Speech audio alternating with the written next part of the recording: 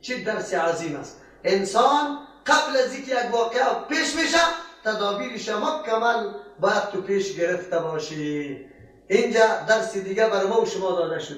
عقیده صحیح را خیال گرفتی از قرآن یکتا پرستی را در منبر که بالا شوی کمی گفتی که ولی چیز نمیتانه مشکل کشا نیست ها یا هوی خب آل مقال دمی مسجد میشه تا کشت از منبر تا کشت از منبر تو باید تدابیر بگیری.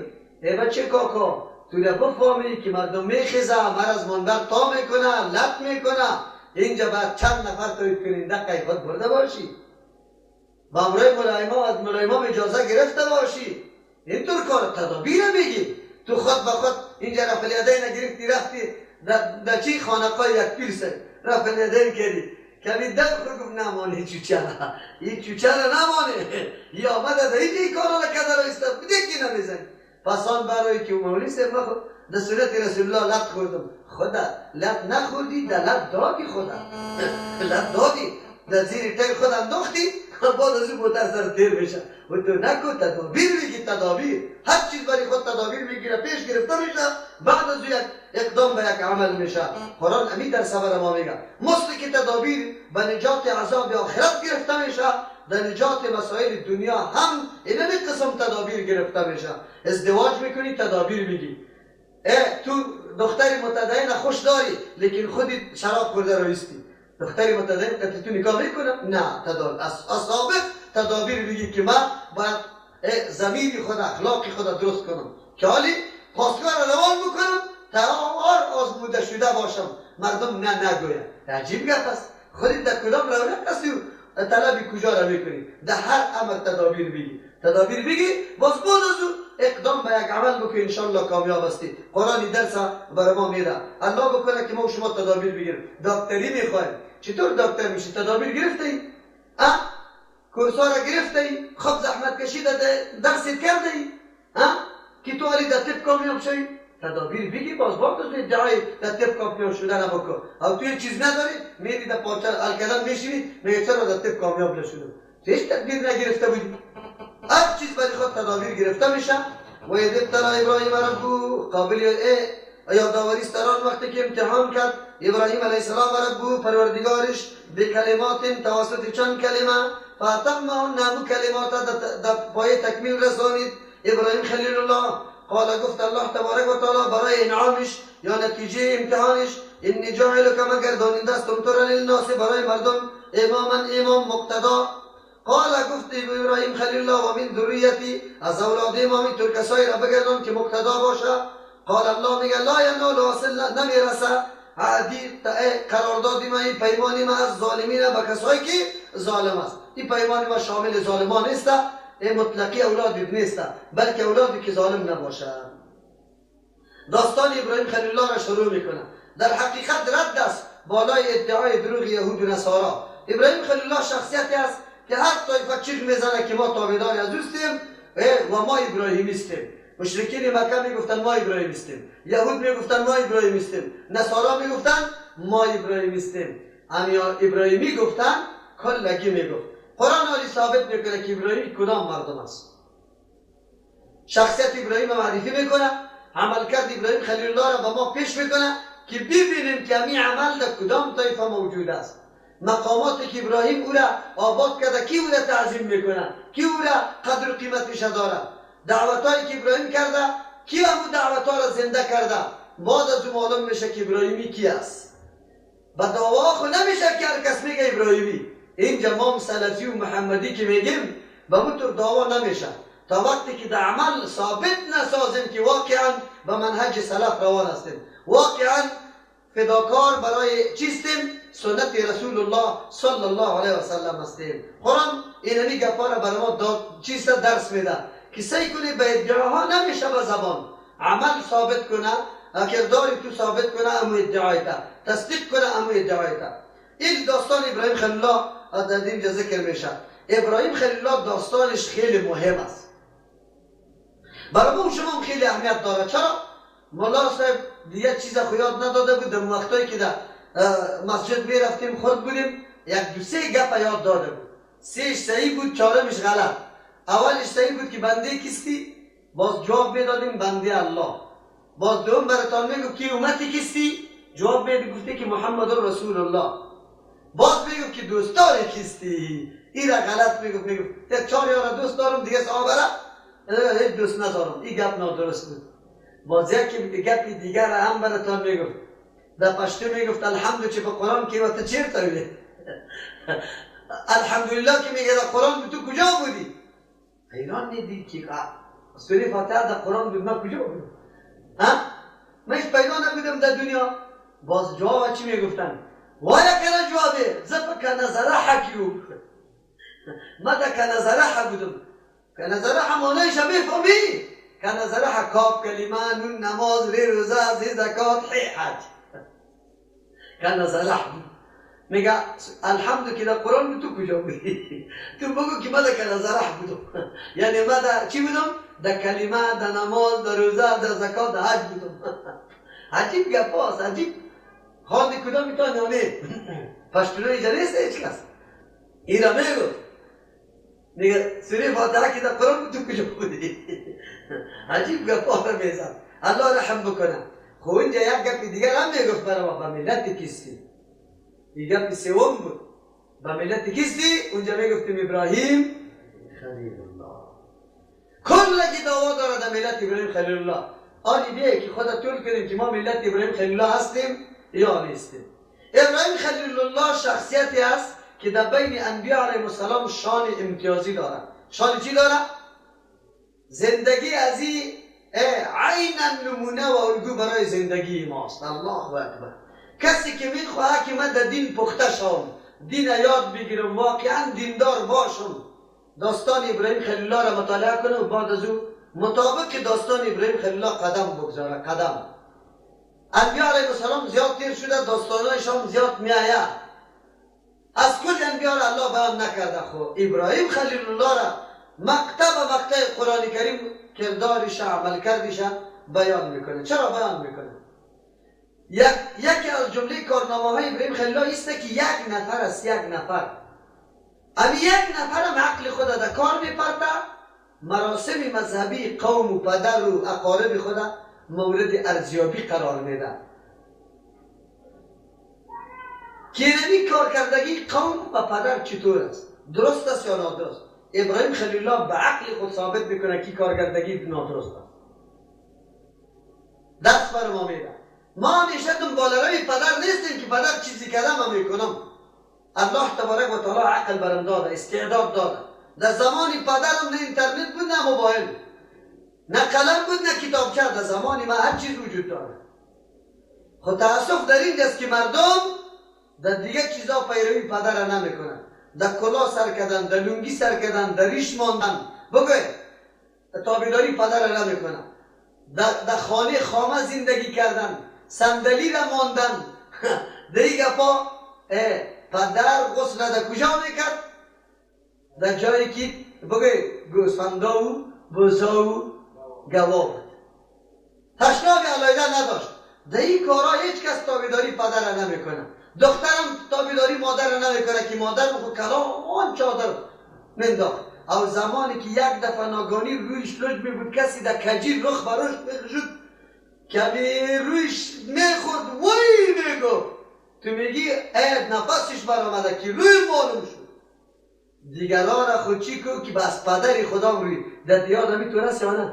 از پدرم روی میگیره، از زیور خود روی میگیره، از بیادر روی میگیره، از دستی حیات همشیره از برادر روی میگیره. یک دختر آلی تابعداری کی را نمیکنه؟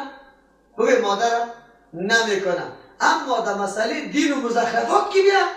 باز کلشان تابعداری کی را میکنه؟ پدر و مادر را میکنه. چیزی که پدرهای ما کنه، چیزی که مادرم کرده. خود چرا اینطور کار نمیکنی؟ والا بی داشتم. چی میکنه؟ نظر شده نظر. ما چون که چی هسته؟ تو باش همه چیشه آردشه. یک مشتار دا میگیره. در او زمان که بود چی بود؟ آتشخانه ها بود. میمانخانه سفید علایده نداشت. همونجا آتش بود، تنورخانه بود نه؟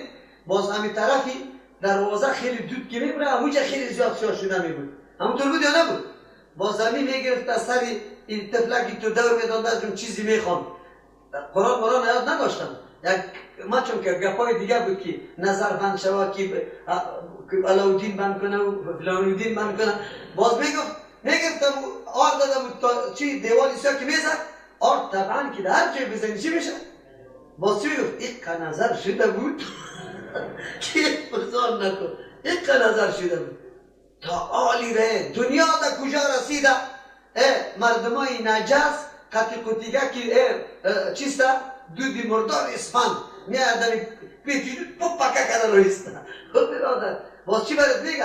اسفندی بلابندی فلانی. اسفند هم بلابند است. در تونس بالا شدم، اولین تونسی بود که کست نداشت. گفتم استاد الله تعالی اجر بده ولدی، اولین موتری بود که بالا شدم که کست نداشت. گفت تایپم خراب است. اینجور دیگه رو گفتم من مطلع تو را میکنم و تو میگی که من مزم و جمله هستم. خود تایپ خراب است. در بیچاره صدارت موترها چی میشنه؟ توقف میکنم خیلی زیاد. یک زنکه بیچاره آمد دمی دریور یک رقم چاپلوسی و روزاری کرد که من چون چقدر را قدش رفت دریور یک رپرم نداد. کمی بلابند اسفندی بلابند پیدا شد. هم یک پکه که کرد 20 رو داد. استاد گفتم استاد چرا؟ اوجا زن از پیش طلب کرد ندادی ای را دادی به خاطری که گفانا دادم دی. من گفتم نه بنابر یک انگیزه دادی. باز خودش حالی نمیگفت. من گفتم نه به این انگیزه دادی که امروز دیگه موتری من مکمل از مصیبت چی شد؟ خلاص شد. او سواری من اضافه شد. فرا بالله قسم این تو عقیده نداری؟ گفته گفتم این تو عقیده نادرست است استاد، عقیده درست کو، این پیسه را به این مردم ناحق نده. یک دفعه یک نفر دیگه چی میگی تو؟ حالی که گپا نیست نه؟ بعد از موضوع دیگر را قصه نمیکنم. آخر اون نفر شماره مرا گرفت گفت در سر امام ابو حنیفه آورد. گفت امام ابو حنیفه را چرا حنیفه میگه؟ ابو حنیفه میگه خبرداری؟ من گفتم بله امو گفت که در ذهن توست او را من میفهمم. خب ابو حنیفه را به خاطر ابو حنیفه میگه حنیف کسی را میگه که مایل به سوی چی باشه؟ حق باشه از همه اموری باطل کارهای باطل. مثل ابراهیم خلیل الله و حنیف کل اموری باطل یک طرف کنه بود، فقط توجه خود به کی؟ به الله گشتانده بود. از او خاطر را حنیف کرد. کسی که نمی عملی حق طلبی در کسی زیاد باشه در لغت عربا از او تعبیر به عبد میشه. تعبیر به چی میشه؟ تواضع زیاد داشته باشه او ابو تراب میگه. سخاوت زیاد داشته باشه او چی میگه؟ بگه ابو الجواد میگه. صحیح است؟ اینطور اگر علم داشته باشه او چی میگه؟ ابو العلم برش میگه. ابو حنیفه من گفتم بسیار تابعدار حق بود. از او خاطر ابو حنیفه نه نفهمیدی باز خود عالم هم میگی. خب من گفتم بله امو گپی که امو نکته که در ذهن تو سو هم یاد دارم. من گفتم امام صاحب که از دختر خود سوال کرد چی؟ مرکز از پیش سوال کرده بود که مرد 4 زن گرفته میتونه، زن چرا 4 مرد گرفته نمیتونه؟ بازی را نفهمید رفت به دختر خود گفت که یک سوال از پیشم شده نفهمیدم. دخترش گفت که جواب شما میدم به شرطی که در دنباله نامی مرم پیوست بصافی اضافه بکنی. باز گفت که به خاطر 4 شوهر گرفتن نمیتونه که بر کدام علایده اولاد آورده نمیتونه. باز من برش گفتم که بیادرکم امام ابو حنیفه رحمت الله علیه چقدر فقیه آدم بود. او مسائل از قرآن حدیث استنباط میکرد. امام مالک رحمت الله علیه میگه که اگر ابو حنیفه میخواست که بگوید که اینی درخت سنگ است، سنگ بودنش به دلایل چی میکرد؟ برای ثابت میکرد. او تو آدم بود. حتی یک گپ دخترکش یاد داره خودش یاد نداره. تو ډوډۍ خود هنوزم شان امام ابو حنیفه را در کجا رساندی تو؟ باز از میگه وای مولای بدبخت ما را نمیتونسته بود. مولای بدبخت عجیب است. مردم تا آلی را عقیده به اسفند دارن کی بلابند است. این چی هسته بگه؟ منتر داره. منتر چی داره؟ منتر. عروسا را که منتر میکنه بعضی زنا میکنه نمیکنه. همین اسفندا را برده میباشه چادرش بالا گرفته میباشه زده میره.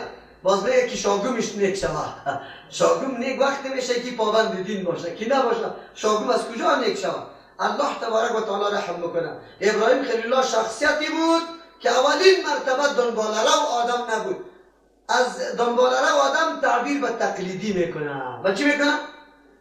از همون خاطر همی فابریکام نوشته میکنه. چی میکنه؟ شما تقلید نکنید. چی میگه؟ فابریکا نوشته میکنه میگه خدا بترسی از چی تقلید؟ یعنی مال ما را که برنگ مال ما جور میکنه از او چی بکنه؟ خود نگاه بکنه. اینجا ابراهیم خلیل الله تقلیدی نبود، حنیف بود. همه امور باطل یک طرف به یک الله توجه کرده بود. همون شخصیت است. داستان زندگی از یقینا بسیار داستان دلچسب است. مقابلش با پدر، مقابلش با قوم، مقابلش با چی؟ بگه واچا. امروز ما و تو بیرقه که در سری خونی حرام در لبی سرک که مانع محترم است امیر دور کرده نمیتانیم. خب ابراهیم خلیل الله بتخانه بزرگی یک دولت با تایش چی میکنه؟ میتانیم؟ ملت ابراهیم هستیم؟ بگوی ملت ابراهیم تعالی را خودی تعالی را میترسی که اینمی چوبی زیارت میده کنم یا دستمالش هم در بدم میتونی؟ ابراهیم خلیل الله را ببین. ملت شدن برای ابراهیم خلیل الله گپ یادی نیست. او تابعداری تقلید پدر را نکرده بود، تو تقلید پدر کرده. او مخالفت قوم کرده، تو خود کلی کارا را به خاطر از گپ قوم ترسیدی. چرا این کار کردی؟ اسقاط کردی ولی قوم گپ میزنه. چرا این کار کردی؟ قوم گپ میزنه. چرا زنی تا اینطور پیشم کدر بی سلام والا مخالفت قوم نمیشه، کلی قومی میتونه میکنه. قوم ابراهیم خلیل الله نه تابع الله بود، تابع قوم، دولت، پدر این گپا نبود. میتونی هجرت را میتونی که فرزند خود ذبح بکنی؟ بله. قرآن برای ما میگه و اذ ابتلا در آن وقتی که قابلیت آوریست، در آن وقتی که امتحان کرد ابراهیم علیه السلام و کی امتحان کرد؟ ربه پروردگارش. الله چرا امتحان میکنه ابراهیم؟ امتحان برای عزیز است که آدم چقدر صلاحیت داره، چقدر قابلیت داره، چقدر توانمندی داره، آیا در امتحان کامیاب میشه یا ناکام میشه. جوانب اهلیت تیزی واضح شود به مردم دیگه هم که آدم اینی اهلیت داره، اینی استعداد داره. الله خود ضرورت به این گپا نداره. امتحانات دو قسم است. یک امتحان انسان است. انسان ها که از کسی امتحان میگیره اهلیتش معلوم میکنه که آدم همین اهلیت داره یا نداره. الله که امتحان میگیره به خاطر اهلیت معلوم کردن نمیگیره. چرا؟ به الله معلوم است یا نیست؟ به الله معلوم است. امتحان الله برای رسانیدن در اون مرتبه که الله خواسته تو را برسانه. الله خواسته تو را در یک مقام برسانه، از همون خاطر در امتحان واقع میکنه. تکلیفا برد میاد، مریضی برد میاد، فقیری برد میاد، دشنامی گپا برد میاد. چرا؟ به خاطر که عمل کردی تو عملی تو امی عبادتی که میکنی دمو مرتبه رسانده نمیتونتا که نمیتونتا الله در تکلیف واقع میکنه تو را به خاطر که تو در اون مقام و منزلت برسی. پس برادر و خواهرا، اگر شما در تکلیف فقر و فاقگی واقع میشه، مریضی واقع میشه، در این که تعن و لعن مردم متعلقتان میشه، در کلی از یا صبر و کی بکنید؟ به الله. و طلب اجر از کی بکنید؟ از الله. مریضی کفاره انسان است. آدم که کمکی غمگین میشه، یکی در جیب دست کنی که این از اینجا کلی را میکشم، در این جیب نیست، در جیب دیگه پیدا میشه، امیرم الله برات چی میده؟ اجر میده. چرا؟ تو تکلیف یافتی. پس وقتی که تو یک عمره بسیار تکلیف میکشی و اون تکلیف هم برای خدمت دین باشه، شما بگویی که الله چقدر اجر برات میده. الله بر ما شما توفیق نصیب بکنه که برای دین خدمت کرده بتوانیم. یقینا خدمت دین و تکلیف خدمت دین بسیار لذت داره. چی داره بگویی؟ بسیار لذت داره. الله نصیبتان کنه که پخته شوه. الله عافیت بده، چرا که ما بسیار عاجز هستیم. یقینا در مصیبت ها و تکلیفات توانایی نداریم. پیغمبر علیه السلام هم میگه چی طلب کنید؟ عافیت طلب کنید. چرا ما عاجز هستیم یقینا. لیکن آدم که در خدمت دین در تکلیف واقع میشه یک لذت دیگه داره، بسیار لذت داره. خب ابراهیم خلیل الله را الله امتحان میکنه. برای چی امتحان میکنه؟ دمو مرتبه که الله برش خواسته در او جمعی رسانه شه. از او خاطر کلمه رب آورده. رب امو ذات میگه که هر شه درجه به درجه در حدی کجا میرسانه؟ کمال میرسانه. از او خاطر ابراهیم خلیل الله را امتحان میکنه. به کلمات بچند کلمه. کدام کلمات است که ابراهیم خلیل الله را الله تبارک و تعالی او را امتحان کرده؟ بله این کلمات مفسرین کرام قول راجح است. در 10 موارد ابراهیم خلیل الله مورد امتحان چی شده؟ بگوید قرار گرفته. الله تبارک و تعالی امتحانات در دعوت هم سرش کرده، امتحانات در دعوت، امتحان در مراسم ادا کردن مناسک حج، امتحان در پیدا کردن خصلت‌های والای مؤمنان، امتحان در چیست؟ در مبارزه. بسیار موارد است، اما چند موارد ما براتون میگم. الله تبارک و تعالی امتحان کرد ابراهیم خلیل الله را که مقابله با پدر بکنه، رابطه خدا با پدرم بکنه. امتحان کرد که با قومم رابطهش چی شوه؟ قطع شوه. امتحان کرد که با دولتم مقابل شوه. امتحان کرد که وطنم ترک کنه. امتحان کرد که بچه خورده قد یک مادر در یک دشت و بیابان اعلا کنه. امتحان کرد که بچه نازدانه که ساله از مهر و محبت پدر محروم بود، او را الله امر کنه که ذبح بکنه. شما بگید امتحانات کسی آمادگی گرفته میتونه کامیاب شده میتونه؟ ابراهیم خلیل الله امتحانات داد، تفصیل نمیکنم به خاطر که پشت سر آیاتا خودش همون تفصیلات آمده. یقینا داستان ابراهیم خلیل الله بسیار تربیت کننده است. انسان عمیق نیرو میبخشه. یادتان باشه حکایات صحابه را باید هفته یک مرتبه خو خامخواه بخوانید. جنجالایی که در زندگی برات پیدا شده وقت حکایات صحابه را بخوانید کلی جنجالا برات آسان میشه. زندگی از باره که بگوی که یاران این مردم همین طور سختی ها را تیر کرده، همین حالت تا سرش آمده، تو دیگه هم پخته میشی. و همین قسم داستانهای انبیاء علیه السلام در قرآن، داستانهای انبیاء بسیار آموزنده است، بسیار درسای عظیم از پیش میگیریم. ابراهیم خلیل الله امتحان گرفته شد، کامیاب شد ناکام. فاتمهن پورا کرد تمام کلماتی که الله مورد امتحان قرار داده بود ابراهیم خلیل الله مکمل پورا کرد. و ابراهیم الذی وفا، و ابراهیمی که مکمل پورا کرد امتحانات. قال امتحان نتیجه داره، انعام داره. چه انعام از جانب الله است؟ قال الله فرمود انی جاعلک مگرداننده استم تو را للناس اماما، برای تمام مردم مقتدا و پیشوا. امام کسی را میگه که در نقش و قدم از او مردم دیگه اقتدا میکنه، میروه، او را برای خود الگو و نمونه میسازه. در مقابل همین قدر امتحانات بزرگ و دشوار الله چه انعام بزرگ برش داده؟ بزرگترین انعام است که تو نمونه و الگو برای دیگران بگردی در راهیابی و در چی حق پیدا کردن. زمانی که حق توسط تو شناخته شود، تو معیار برای حق شناسی شوی. از این که در انعام بزرگ نیست. انبیاء علیهم السلام در میره اصلی نقطه قرار دارن. چرا معیار شناخت حق کیست؟ عمل کرد کیست؟ بگه انبیاء علیهم السلام. این بزرگترین نعمت است. اگر ما شما در عمل یقینا پابند کتاب الله و سنت رسول الله شویم و هر روز مشاهده کردن نماز تو باعث هدایت یک نفر دیگه شود. کلمه امام سری تو مقدار اطلاق میشه نمیشه؟ تو الگو شدی برای شناخت حق برای کسی دیگره. دیگه این نعمت بزرگ است. اگر ما شما بخواهیم اگرچه به درجه و مرتبه ابراهیم خلیل الله حاصل کرده نمیتونیم، خب کمک بوی و شمع از اون اما تو هم چی میتونیم؟ حاصل میتونیم. انسان که هر قدر میزنه باید تو الگو برای دیگران باشی. از همون خاطر توصیه ما به برادران و خواهرای جوانی ما که عقیده توحید الله را یاد گرفته، محبت با سنت رسول الله صلی الله علیه و سلم داره. دیگه توصیه ما است که از زبان کده به عمل بگوی زیاد اهتمام بکنی. از زبان کده دعوت زبانیتون کم باشه، از دعوت چی کده؟ عملیتون تصدیق کنه کدام چیزی را که آینده تو مردم دعوت میدی. نشوه که سری تو انتقاد شوه که تو داد از سنت و محبت سنت میزنی ولی فلان سنت در تو موجود نیست. چرا مرا دعوت میدی؟ خودت بگی سنت اینی قدر ثواب داره، کامیابی است، لیکن سنت وجود نداره. این بسیار مهم است. شما به می مورد دینمی مورد چی بکنه؟ خوب تحقیق بکنه. انشالله نتیجه خیلی بزرگ براتون نصیب میشه. چون وقت کم است. امی آیت چی میکنم؟ ابراهیم خلیل الله ماوری بخیل نیست. الله که کدام سرفرازی و نعمت نصیبش میکنه دیگه کپای آیت داره. همینطور کوتاه خلاص میکنم باز انشالله دیگر.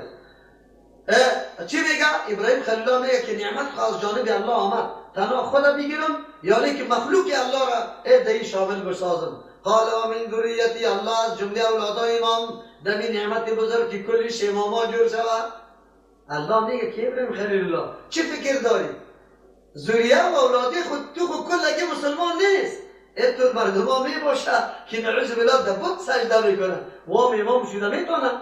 از خاطر گفت قال گفت الله لا ینال نمیرسه ای وعده ما ای پیمانی ما عهدی پیمانی ما از ظالمین و کسایی که از حدود تجاوز کردن. اشاره کرد که اولادی دو قسم میشه، یکی پابندی حدود است، دوم مردمی است که پابندی حدود.